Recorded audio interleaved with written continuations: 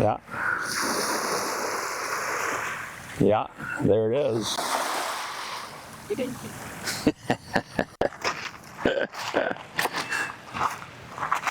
Well, that's exactly why you got to know your beaches. Because without me wading out to my waist, I'm not going to get beyond the butte. So there you go. Just saw fish going nuts, and I'd try to figure it out, but I haven't seen any. So there you have it. I'd pick up and walk either down Lincoln Park and get to the point, or walk down, hop the ferry, go over to Southworth. Southworth and Vashon or Olalla fished really well yesterday. So there you go. So Friday fishing report. Here we go. Let's change direction so that I can squint and look into the sun and have better light. So looking at everything this morning, yeah, game on. Everything's ready. Start with our beloved Cedar River. Cedar River's at 450 or thereabouts this morning. At 450, it's not as low as you're going to see it, but it's at least 30% lower than the mean average, and it's at least half, if not more than half, of what we would normally expect to see it open up at the beginning of June or end of May. So the upshot on that, it's go time. Get out there and fish. The downside of that is July is going to be rough. So, and I hate saying that. It depresses people, but at the same time, working in the store, every day, it's amazing to me how few people understand and can corroborate a bad snowpack year with what our watersheds are going to look like. So I feel like it's our obligation to sort of share what's coming with you. Sorry, it's just the truth.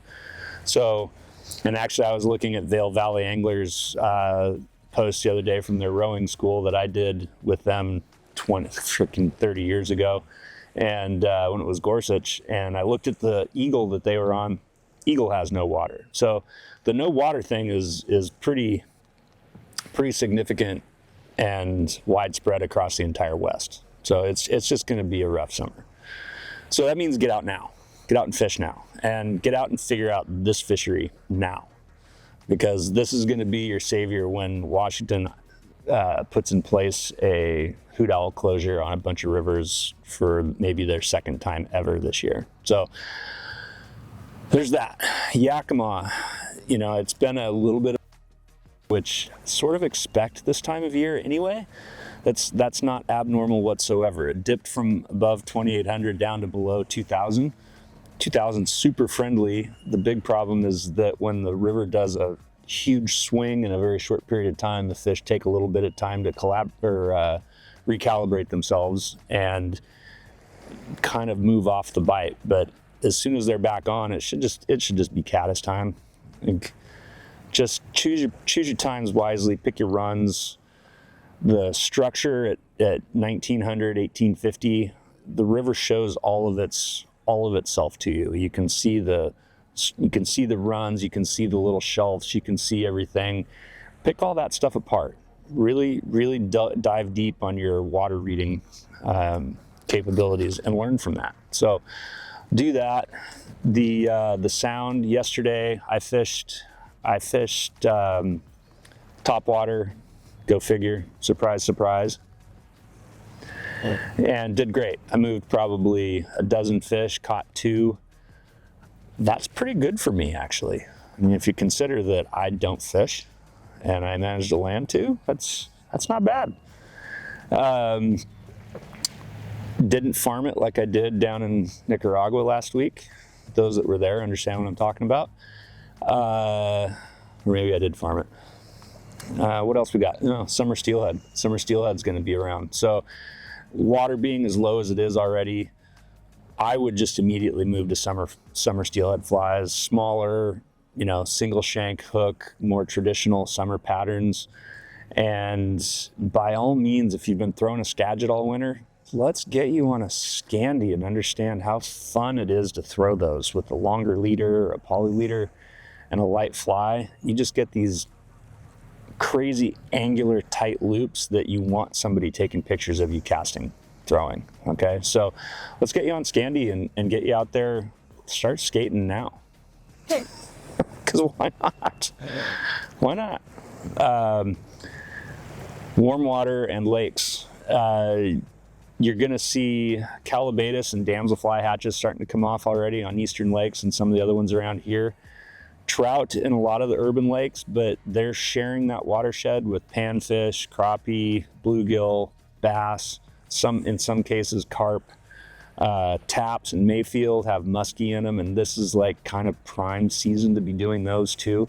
So, and really, like, it's time. Like, I know that tons of people sit on their haunches until this time of year to try to start getting out and doing it. Well, the low snowpack has pretty much put everything on the table right now at the very beginning of the season. Forks of the Snoqualmie, perfect. When Katka Svagrova was here doing her school, was that 2 weeks ago? We fished dry flies in the afternoon, and I think between her and I, we caught 6 or 8 fish in about an hour on dries, and that was water that had been pounded all day by our school and by the other anglers in the public and stuff like that. So it's time. Like I always say, I feel like I'm kicking a dead horse. I might even be kicking a dead horse saying kicking a dead horse. A fly shop should be your conduit to this. We should be your access portal to becoming proficient on any and all of these fisheries, improving your casting, improving your reading water, better understanding the hatches that are in front of you for the next 3 to 6 months, and helping you feel confident to get out here and try out some new water, as well as just get better on the one that you love, your home water. So you can always revisit this on our YouTube channel. I do a written report variation of this on our reports page on the website. You can FaceTime the store, you can text the store, you can text me, FaceTime me, you can Instagram message me if you're on LinkedIn. By all means, let's just utilize every single potential way to communicate possible. So whatever your favorite one is, let's do it. We're here for you. Have a fabulous weekend. We'll see you soon.